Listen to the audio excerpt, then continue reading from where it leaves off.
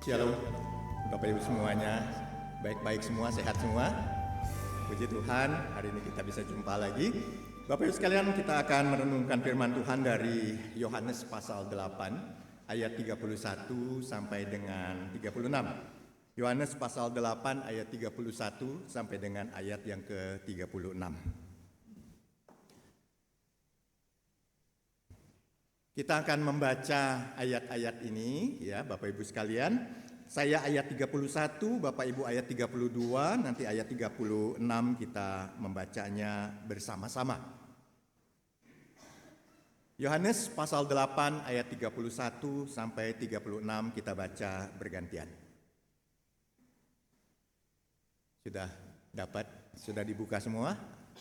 Oke, mari kita mulai membaca. Lalu Yesus berkata kepada orang-orang Yahudi yang telah percaya kepadanya, "Jikalau kamu tetap dalam firman-Ku, kamu benar-benar murid-Ku.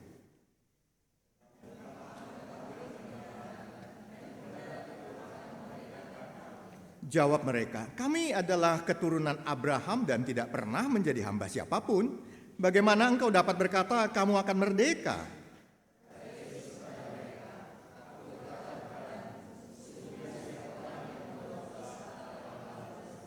Hamba tidak selamanya tinggal dalam rumah, tetapi anak tinggal dalam rumah selamanya.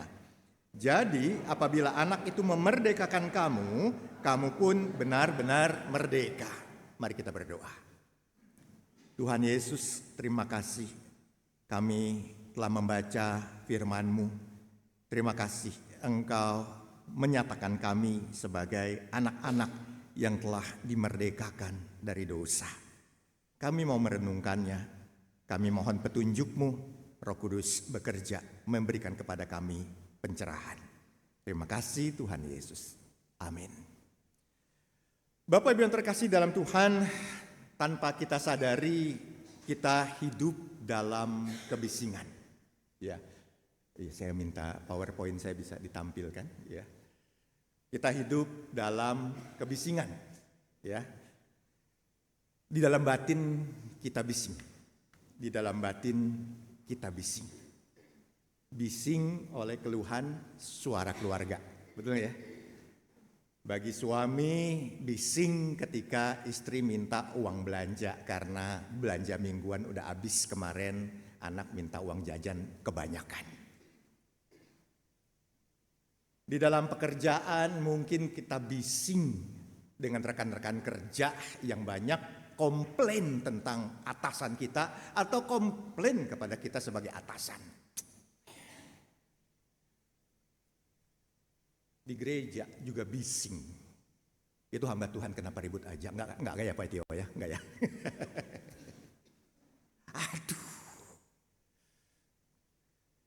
Itu baru di dalam dalam diri kita, batin kita. Kita udah bising dengan segala hal Bapak Ibu sekalian. Belum lagi dari dunia ini, media sosial, budaya populer, bahkan nilai-nilai moral dari dunia yang kemudian membuat kita itu menjadi kabur tentang pandangan yang benar itu yang mana. Dunia seolah-olah membenarkan banyak hal. Yang salah jadi benar, yang benar dianggap nggak ada.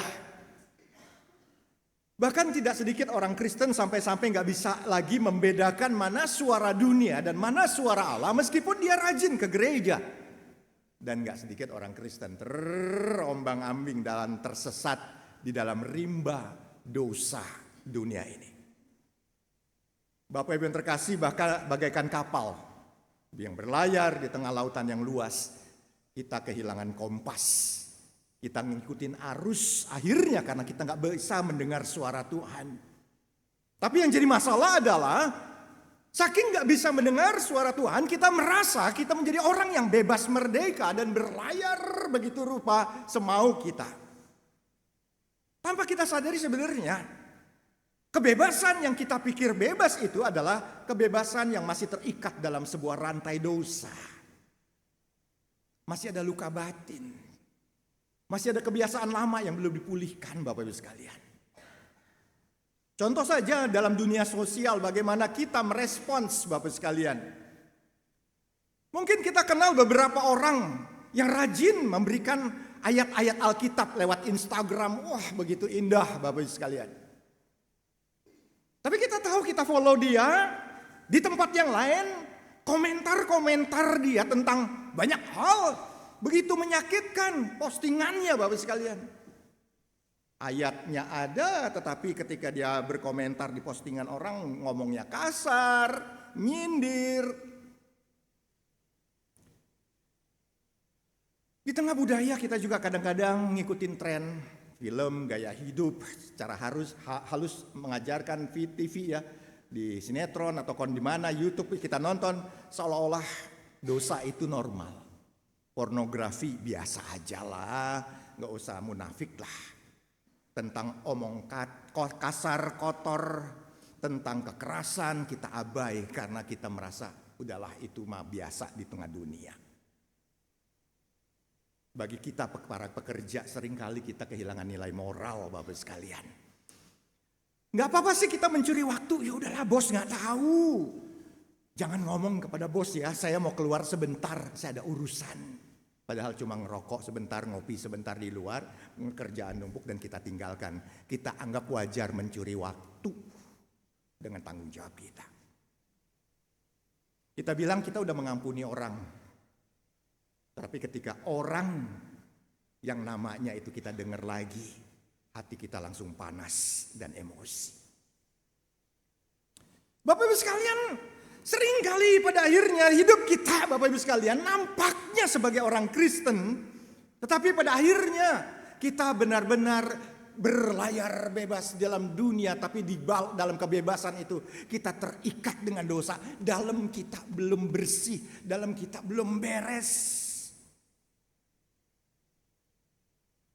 Ada orang Kristen yang masih berpikir begini Bapak Ibu sekalian, cukup rajin ke gereja udahlah beres jadi orang Kristen. Cukup kasih persembahan udah cukup. Cukup kita melayani udah cukup. Dan kemudian tanpa disadari bahwa mereka mengatakan bahwa iman Kristen itu adalah iman yang paling mudah. Udah yang penting rajin ke gereja, pelayanan dan kasih persembahan. Itu iman Kristen. Tapi hidupnya tidak pernah berubah. Nah Bapak-Ibu sekalian, masalah ini yang mendorong saya ingin membagikan apa yang saya renungkan dari Yohanes pasal 8 tadi. Saya ingin bagikan bagaimana seharusnya kita hidup sebagai orang Kristen. Bagaimana kita hidup sebagai orang Kristen. Mari kita lihat konteks ayat ini. Pada ayat 30 dikatakan demikian Bapak-Ibu sekalian. Setelah Yesus mengatakan semuanya itu, banyak orang percaya kepadanya. Lalu ayat 31 Yesus berkata kepada orang-orang Yahudi yang telah percaya kepadanya. Jadi siapakah pendengar Yesus? Orang-orang yang baru percaya. Yang baru bertobat. Kepada mereka Tuhan Yesus tidak hanya menjanjikan keselamatan. Tidak hanya menjanjikan hidup kekal. Tapi Yesus mengajarkan kepada mereka bagaimana hidup sebagai orang Kristen yang sejati. Bagaimana hidup sebagai orang Kristen yang sejati. Bukan hanya sekedar banyak melakukan aktivitas gereja. Bukan hanya sekedar saya percaya Yesus lewat mulutnya. Tapi adalah orang-orang yang mengalami perubahan hidup dan nyata. Tidak hanya di gereja, tapi juga di keluarga. Bahkan di tempat kerja. Termasuk dalam pergaulan. Jadi orang Kristen yang sejati itu dimanapun dia, identitas Kristennya itu selalu ada. Jelas sekali dia nggak mudah terombang ambing. Karena dia sudah punya kemudi di belakangnya. Kompasnya memang bisa hilang. Tapi kemudinya yang mengarahkan dia sekarang, saya sudah melihat secerca cahaya yang mengarahkan kapal yang tanpa kompas ini menuju kemana? Yesus Kristus. Jadi orang Kristen itu tidak pernah kehilangan kompas. Sekalipun kompasnya rusak, kita punya Yesus yang menjadi panduan kita. Nah, saya ingin bagi dua hal tentang bagaimana menjadi orang Kristen yang sejati. Yang pertama, Bapak-Ibu sekalian, menjadi murid Yesus. Jikalau kamu tetap dalam firman-Ku, kamu benar-benar murid-Ku. Kata siapa itu? Tuhan Yesus. Bapak Ibu, seperti seorang murid yang senang belajar. Yang suka sekali pengen dapat ilmu dari gurunya. Kita pun dipanggil untuk terus belajar dan teguh memegang ajaran Tuhan Yesus sebagai guru kita. Kenapa Bapak Ibu sekalian? Karena apa yang Yesus ajarkan akan menjadi prinsip hidup kita. Saya mau menjadi murid Tuhan Yesus, saya mau dapat ilmu yang banyak dari Tuhan Yesus. Karena apa yang diajarkan Tuhan Yesus adalah prinsip hidup orang Kristen. Nah Bapak-Ibu sekalian, tadi kan saya sudah sebutkan bahwa di tengah dunia yang bising ini sampai kita tidak bisa mendengarkan suara Allah. Prinsip yang Tuhan Yesus ajarkan semakin mempertajam telinga kita untuk mendengarkan suara Allah. Apa yang harus kita yakini? Dasar etis apa yang kemudian membolehkan saya melakukan sesuatu dan tidak melakukan sesuatu? Anak saya pernah bertanya gini kepada saya, Pak, anak saya masuk ke dunia film dan dia cukup produktif beberapa waktu belakangan terlibat dalam beberapa rekanan film.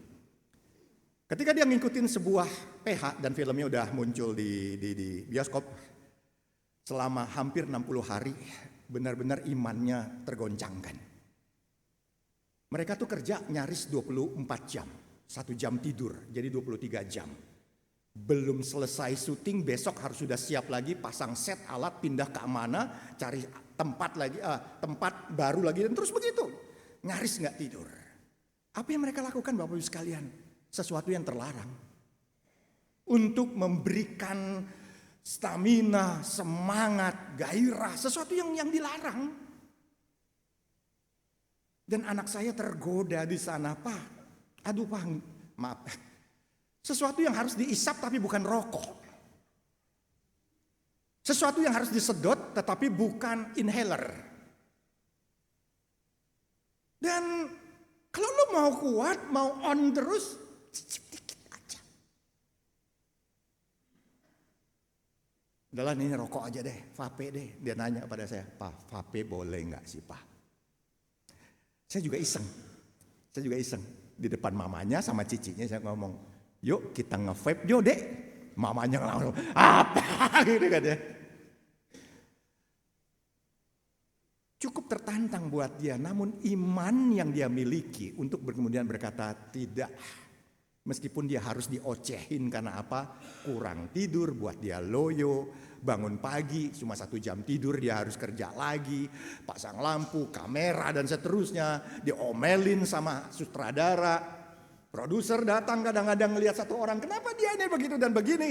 Ya karena nggak on. Gimana Pak? Namun ada prinsip yang memiliki dasar yang kemudian mengarahkan dia bagaimana sih hidup di tengah dunia seperti itu. Belum lagi Bapak Ibu sekalian, orang-orang yang kemayu padahal maskulin yang ngajak dia, yuk kita sebentar aja lu gak gue apa-apain. Anak saya boleh puji gak? Ganteng. Kayak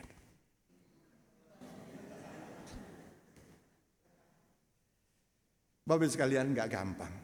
Saya yakin di dalam dunia ini kita gak mudah untuk menjalani hidup, betul ya? Tapi kita perlu prinsip, yaitu prinsip dari Tuhan Yesus. Kemudian apa yang Yesus ajarkan dan kita jadi muridnya untuk setia belajar sama dia. Karena apa yang Yesus ajarkan itu bisa mengubah hidup kita sebagai orang Kristen. Bahwa kebenaran yang dia ajarkan, firman yang dia ucapkan itu mengoreksi hidup kita. Dan kemudian koreksian itu menyadarkan kita bahwa ini dosa. Dan dengan sengaja kita sadar ini dosa, guruku gak suka, kita buang. Kita dikoreksi. Ada kebiasaan buruk dari diri kita yang mungkin mengganggu pelayanan. Mengganggu relasi kita dalam keluarga. Mengganggu tugas saya sebagai seorang karyawan. sebagai orang pimpinan. Sifat buruk yang kemudian tidak mencerminkan hidup yang indah dikoreksi oleh firman Tuhan Yesus. Bahkan yang indah adalah karakter kita. Karakter kita. Itu jadi orang yang baik, bukan kita pengen jadi orang baik, karena kebenaran Allah yang mengubah kita jadi orang baik. Jadi Bapak Ibu sekalian, apa yang diucapkan dan diajarkan Tuhan Yesus itu membimbing kita, mengubah kita dari dalam. Lalu gimana caranya? Gimana caranya? Kan Yesus udah kembali ke sorga. Bagaimana saya berguru dengan dia? Kita sungguh bersyukur Bapak Ibu sekalian karena orang Kristen punya ini. Firman Allah yang diizinkan untuk ditulis. Diizinkan dengan bebas kita untuk bisa membacanya dimanapun dan kapanpun. Karena suara Yesus, suara Bapa sudah cukup tertulis semuanya di dalam. Tinggal bagaimana hati kita. Kalau kita punya niat mau berguru, ilmunya udah ada. Ilmunya udah ada. Mau nggak baca?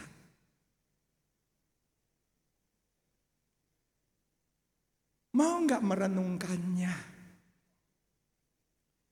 Menyimpannya dalam hati, meminta Roh Kudus menuntun apa yang bisa saya lakukan pada hari ini. Tindakan nyata apa ya Roh Tuhan untuk saya bisa kerjakan? Sayangnya Bapak Ibu sekalian, saya sering kali nanya kepada beberapa jemaat, istri saya itu rajin banget kirim dulu audio ya. Audio dia rekam sampai jam 2 pagi, dia rekam renungan paling 3 menit gitu ya. Tapi ngerjainnya dari jam 8 malam sampai jam 2. On jam 5 pagi udah nyebar ke seluruh WA jemaat dan sahabat-sahabatnya. Tapi sayangnya Bapak Ibu sekalian, ketika kami pelawatan, Tante, Ai, Dek, udah baca Alkitab belum? Ngomongin tahu nggak apa? Udah tadi pagi dengar suara Butina, istri saya.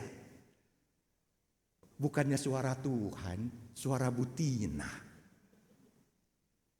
Emang Butina ngomong apa tadi pagi? Apa ya? Lalu cuma 3 menit ditanya apa yang dia omongin sama Butina. Enggak ngeh juga.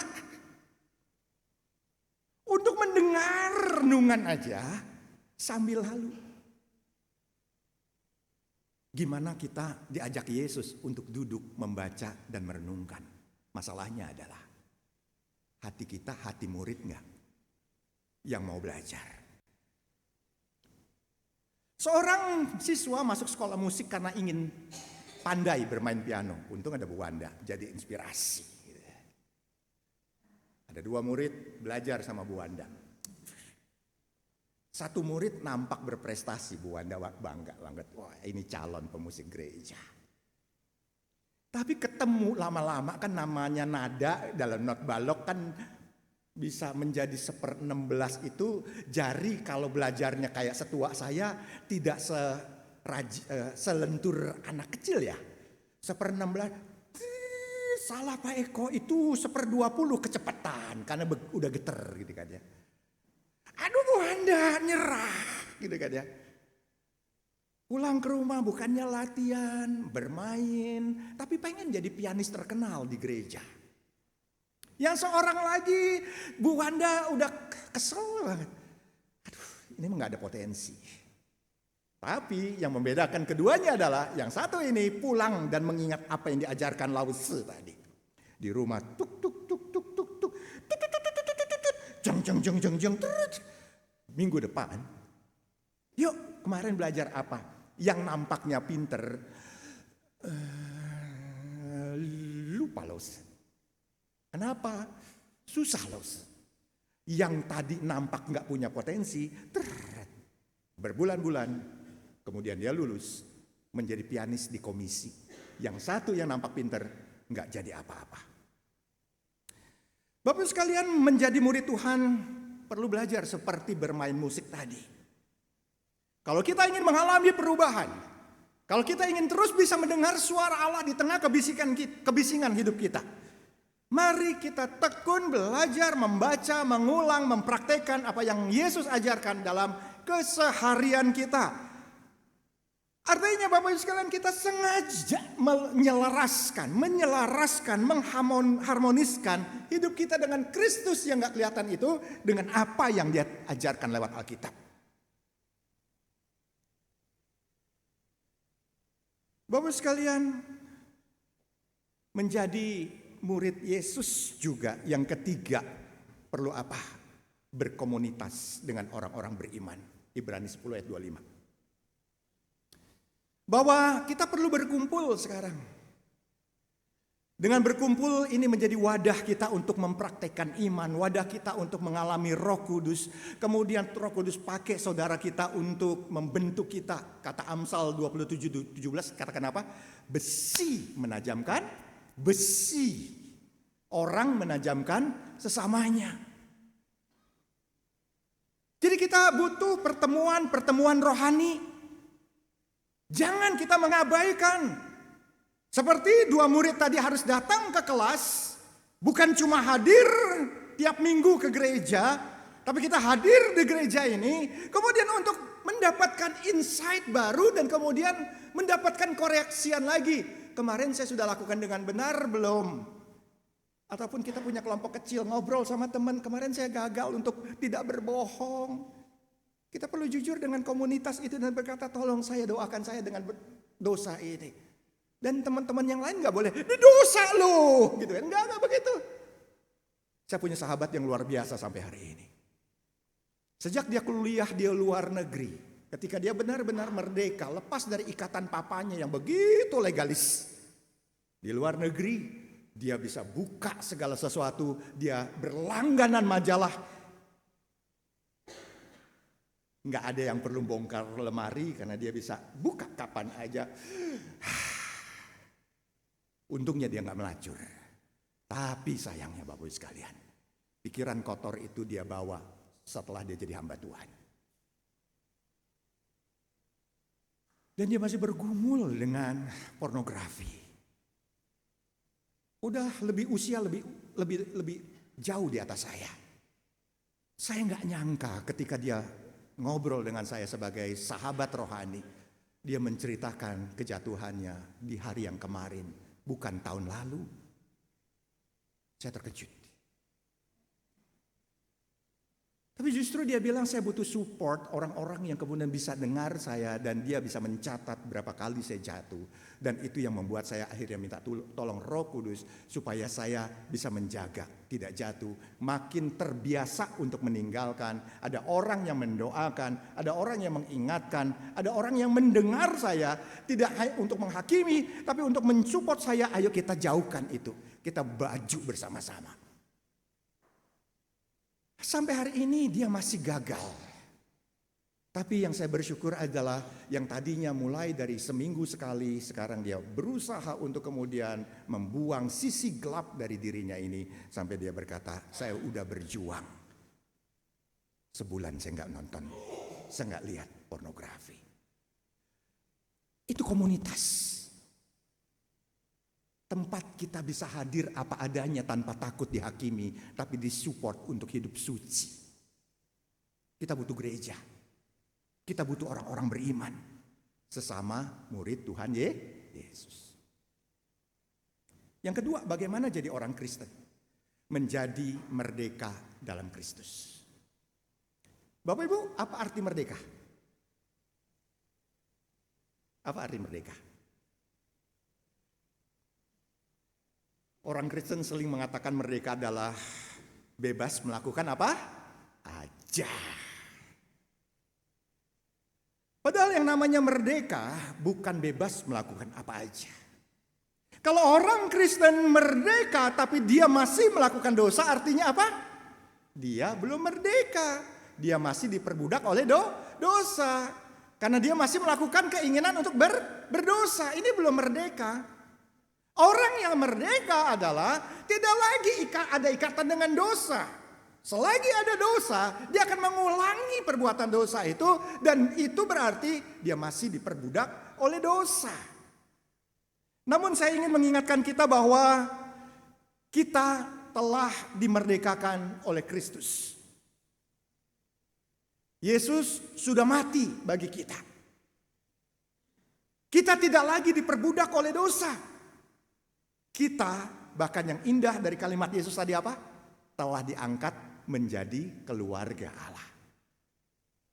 Kita semua telah diadopsi menjadi anak-anak Bapa di surga.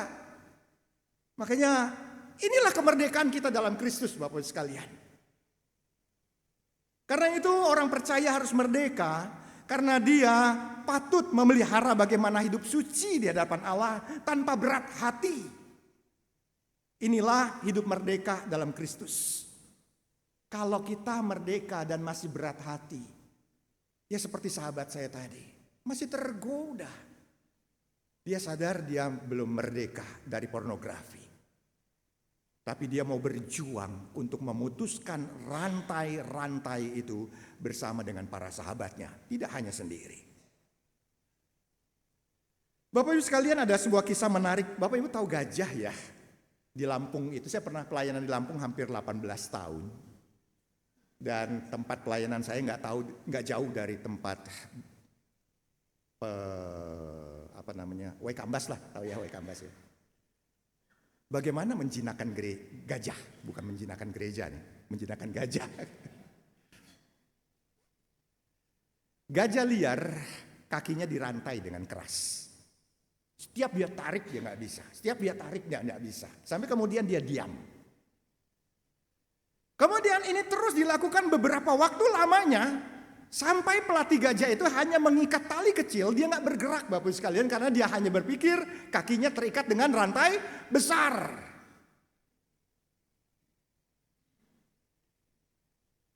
Nah Bapak Ibu sekalian, orang Kristen nampaknya juga seperti itu. Kita harus sadar bahwa kita sudah dimerdekakan oleh Kristus, tetapi kita masih merasa terikat oleh dosa lama, rasa bersalah, luka masa lalu, rasa tidak layak. Kita udah gak sadar, itu loh dosa tuh. Sebelum ikut Yesus, kenal Yesus, dia seperti rantai. Kenal Yesus, udah merdeka, tetapi kita masih merasa ada rantai. Tapi Yesus bilang, itu hanya tali kecil sekarang. Mau gak aku bantu untuk melepaskan tali kecil itu supaya kamu bebas?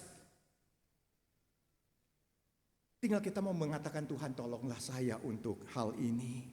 Kepahitan ini, rasa tidak layak ini yang mengikat saya, yang buat saya tidak merdeka. Kemerdekaan dalam Kristus bukan kebebasan untuk berdosa. Kemerdekaan dalam Kristus adalah kita bebas melakukan semua yang baik, semua yang benar menurut firman Allah, semua yang berkenan kepada Allah.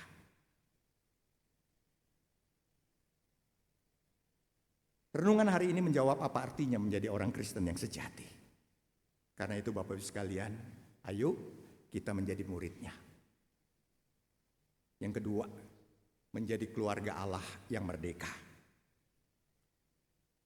Hari ini saya ajak kita semua, apakah kita jadi orang Kristen hanya sekedar datang ke gereja? Atau sungguh menjadi murid dan anak-anak Bapa di surga? Atau kita masih terikat dengan masa lalu kita? Ada dendam, ada kepahitan, ada luka batin yang membuat kita masih terikat, tidak merdeka. Sehingga kita merasa, Tuhan aku gak layak untuk melayani, gak layak untuk. Saya gak tahu teman-teman yang mau dibaptis, merasa layak gak sekarang? Merasa merdeka gak sekarang? Ada orang yang gak mau dibaptis sampai hari ini. Saya kenal beberapa orang di sebuah gereja. Kenapa gak mau dibaptis? Saya masih gak merasa layak. Bingung saya untuk menjawabnya. Kok dibaptis itu perintah Tuhan masih gak merasa layak? Saya harap teman-teman yang dibaptis terus merasakan kelayakan di hadapan Tuhan karena kita sudah dimerdekakan. Pilihan ada di tangan kita. Setelah di dalam Kristus, kita mau memilih apa sekarang? Memilih hidup sebagai anak-anak Allah yang merdeka dan berguru kepada Yesus, atau membiarkan diri kita dalam kebisingan dunia dan kehilangan suara Allah dan kita tersesat di dalamnya. Apa yang kita pilih? Mari kita berdoa.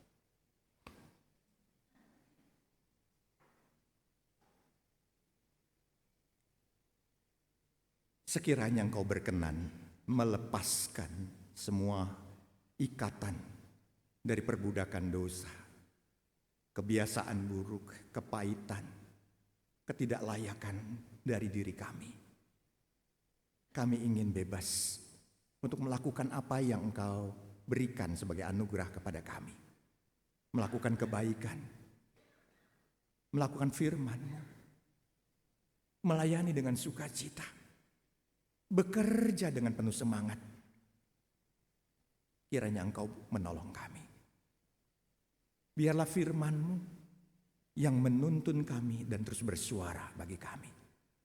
Ubahlah kami ya Bapa. Terima kasih Tuhan Yesus. Amin. Saudara,